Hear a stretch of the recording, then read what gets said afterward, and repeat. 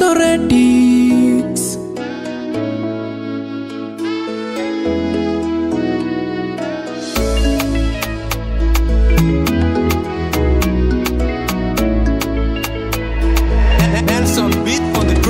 Mama moja jirani yangu, Mungu alimpa vitu zote. Kiburi limjana madharau, angemheshimu yeyote. Tungepanda chochote kwa shamba letu, aliachilia mifugo yake ile. Sababu tulikuwa maskini kwetu, hakuna kitu tungefanya kile.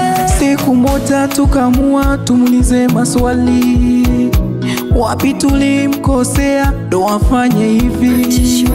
Alitukemea kwa maneno yalojaa matusi, akauliza tunaombanga Mungu yupi?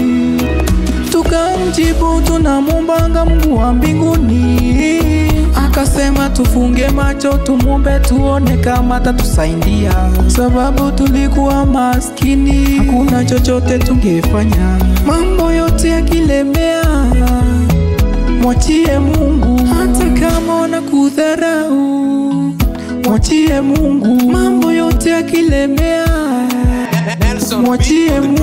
Hata kama wanakudharau, mwachie Mungu.